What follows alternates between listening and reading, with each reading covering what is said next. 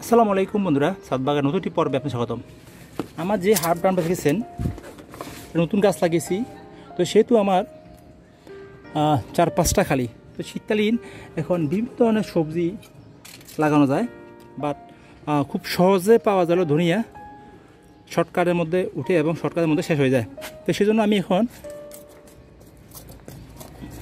এর যে 5টা আছে এর মাটিগুলা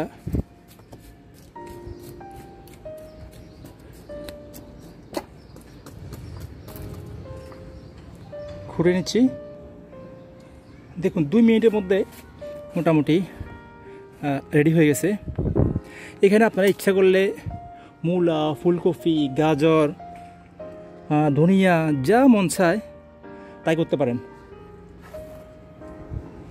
তো সবচেয়ে শর্টকাটে ধনিয়া করা যায়।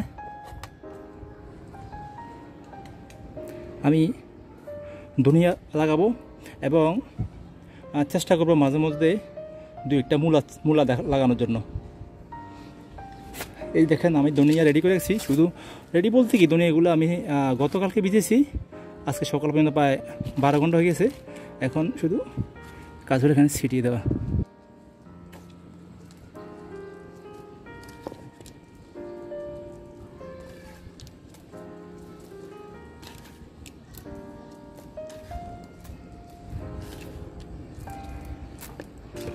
ধনিয়া ছিটানো হয়ে গেছে এবং মাঝে মধ্যে 2টা মূলা ছাড়া লাগিয়ে দিব। বন্ধুরা এগুলো হলো ফুলকপির চারা, আর এগুলো হলো দেখুন মূলার চারা। লাগানোর আগে আমি এখানে একটু কোকোপিট ছিটিয়ে দিচ্ছি, যাতে ধনিয়াগুলো ঢেকে যায়।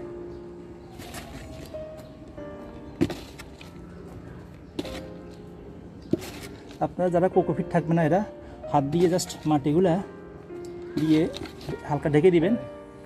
এখন আমি যে কাজটা করব, মাঝে মধ্যে আমার এই যে চারাগুলা লাগিয়ে দিব।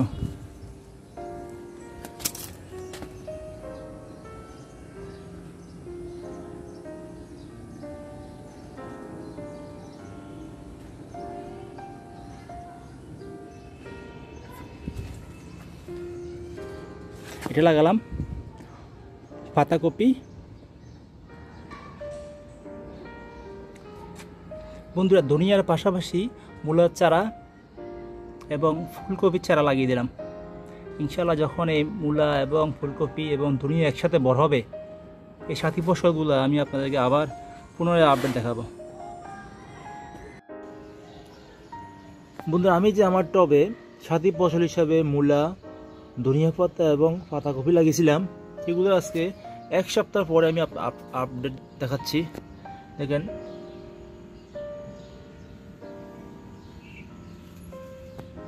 ধনিয়াগুলো খুব সুন্দরভাবে গজাচ্ছে এবং এর পাশাপাশি মূলা গাছগুলো খুব সুন্দরভাবে কিন্তু বেড়ে উঠতেছে।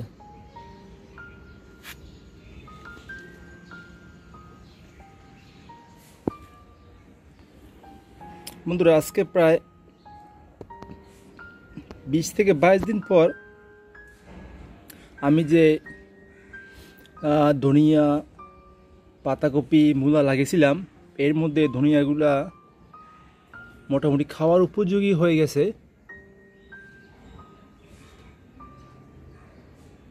কিন্তু একটা সমস্যা হলো কবুতরের সমস্যা। আশপাশে বাসায় যারা কবুতর পালে তাদের জন্য আসলে এগুলো রাখার খুব কষ্ট। দেখছেন এই যে কবুতর এগুলা অলরেডি খেয়ে ফেলছে ধনিয়াগুলো। দেখেন এখান থেকে সব ধনিয়া পাতাগুলো খেয়ে ফেলছে। এখন সেটাকে নেট দিয়ে ঢেকে রাখতে হবে। এখন আমি ধনিয়া খাওয়া শুরু করব। আস্তে আস্তে আমার এই মূলাগুলা বড় হয়ে থাকবে, অলরেডি কিন্তু বড় হওয়া শুরু হচ্ছে। এবং এখানে আছে আরও পাতাকপি। এই যে পাতাকপি দেখা যাচ্ছে গাছ, এই যে পাতাকপি একটু বাড়তেছে। তো এইভাবে খুব সহজে একটা ড্রামে আমার সাথী ফসল হিসেবে আরও অনেক কিছু লাগাতে পারি, যেমন গাজর লাগাতে পারি, ফুলকপি, পাতাকপি, এই ধরনের শীতকালীন সবজিগুলা আমার যেসব ড্রামগুলো, এইসব ড্রামগুলোর মধ্যে খুব সহজে লাগাতে পারি। আশা করি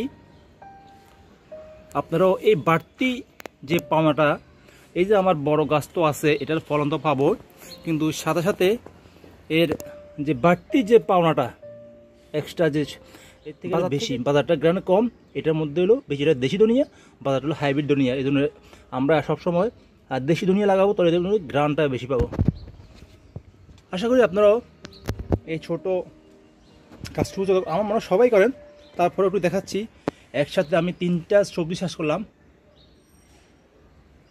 তো আশা করি আপনাদের ভালো লাগলে শেয়ার করবেন। ধন্যবাদ সবাইকে।